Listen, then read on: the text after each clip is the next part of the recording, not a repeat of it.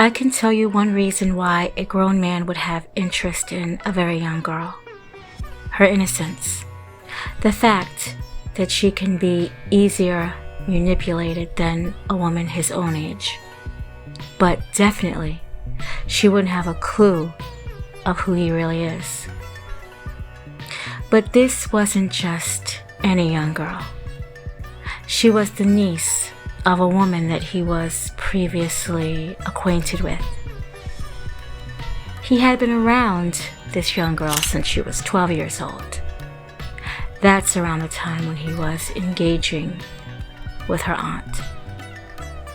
When she turned 15, he said that he was in love with her, but for how long? He preyed on her. He obsessed over her. He watched her. He listened. He acted. It was simple for him.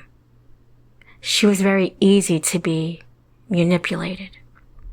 I believe she was the symbol of the future that he would never have. Yes, I've read the texts, I've read the stories, I've listened to the stories. She looked sweet and innocent, but she was not. The family knew from day one. The rumors, the innuendos, they got much, much worse. Her mother was forcing her.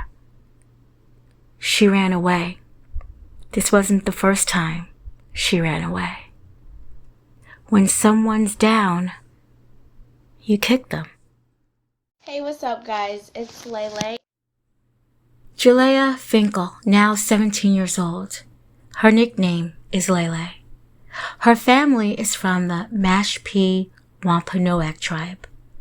They reside in Massachusetts. She attends Barnstable High School, and she had a good relationship with her family despite the stories. She likes to listen to all types of music, rap, R&B. Jalajhia describes herself as a self-proclaimed singer and dancer aspiring to become a rapper. She wants to be a star. I've watched some of her videos, and she actually had the self-confidence to do so. The afternoon of October 20th, her mother had left around 4:30 p.m. to go and pick up some prescriptions for her daughter. Jalajhia was seen getting into a 2020 Hyundai Elantra rental car shortly after. The car had been rented from Logan's Airport. The man who was driving the car wasn't a secret, though in the media around that time, it was an unknown man. The family knew him well. He is 37-year-old Luis Zaragoza. He would sometimes call himself Luis Barboza. Surveillance would show Jalajhia walking towards his car. She was wearing light-colored clothing and slippers, holding only her cell phone in her hand. She had no other personal belongings with her, and she appeared to be at ease. She sat in the car with Zaragoza anywhere between 10 to 20 minutes, and they pulled off together.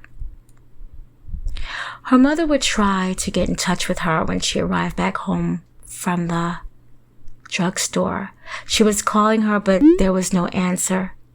This was not like her daughter. She always answered her phone. Later on, Zaragoza's family would say that they were trying to get in contact with him as well, and it's believed that he wasn't answering either. The worry would get worse the next day. Jalajhia had a very important 2-part surgery that was a must. Doctors had called looking for her, and she was nowhere to be found. I've read that if that surgery wasn't completed, that her life could be in danger. Jalajhia was also 5 months pregnant. People had said that her mother was forcing her to abort. And in that state that she lived in order to do that, It was 2 parts of a surgery in order to end that pregnancy. That was later confirmed. Jalajhia was a runaway. She was a problem child, to say the least. She had ran away before. One time she was even gone for 25 days. She was a ward of the state. Her mother only kept her for a financial gain. Jalajhia was using Zaragoza.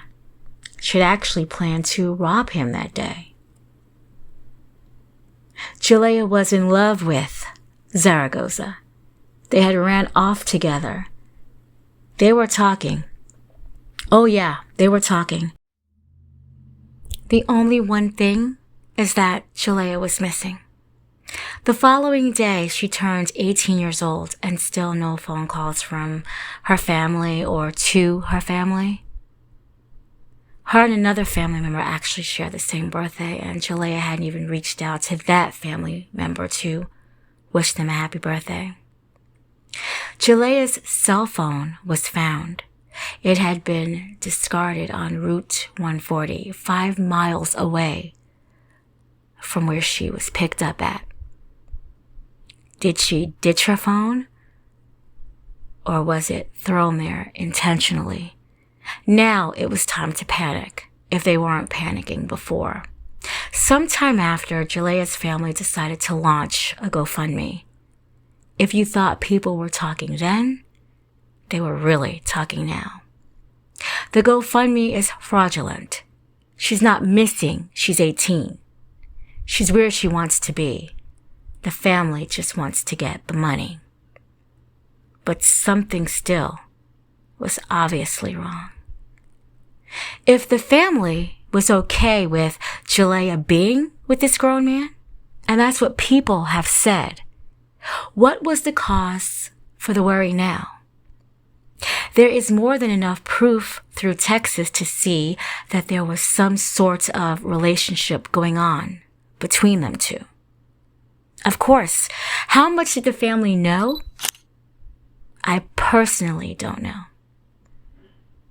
Authorities were looking for Jalajhia, and in order to do that, they had to track the whereabouts of Zaragoza.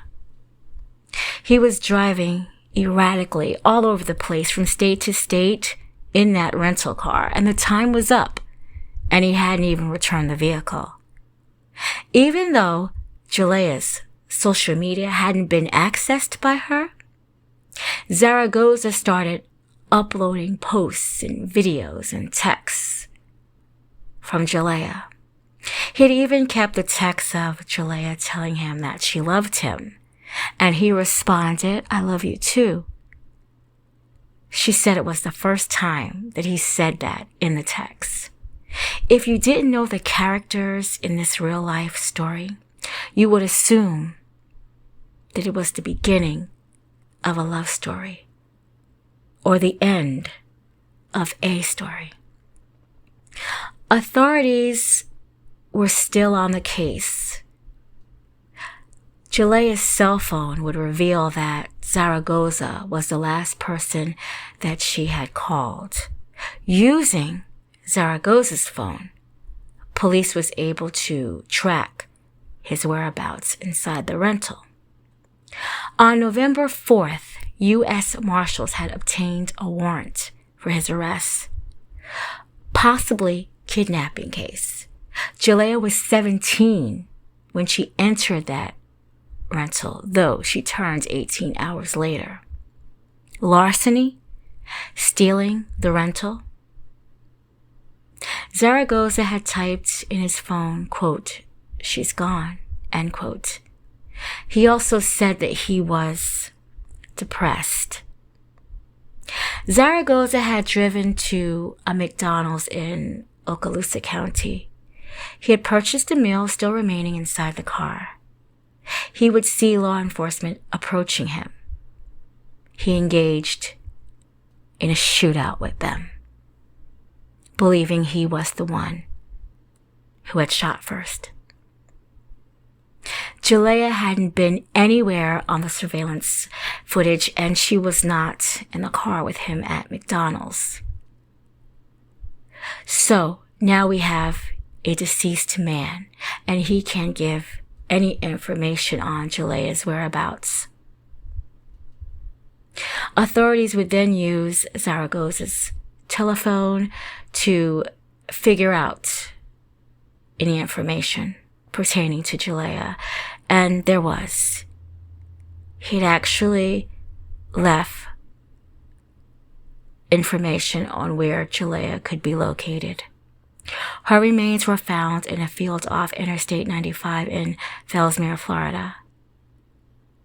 The medical examine office would confirm that Jalajhia had died of 2 gunshot wounds. Of course, Jalajhhia's family was devastated after hearing that she was not returning home.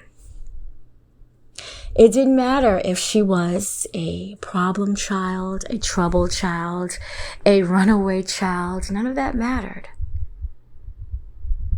They loved her, and she was gone. No one will ever know what really happened inside that car. The unborn child would have proved that he, at some point, was involved in statutory rape. But if the rumors were right and they didn't care, let's say they didn't care.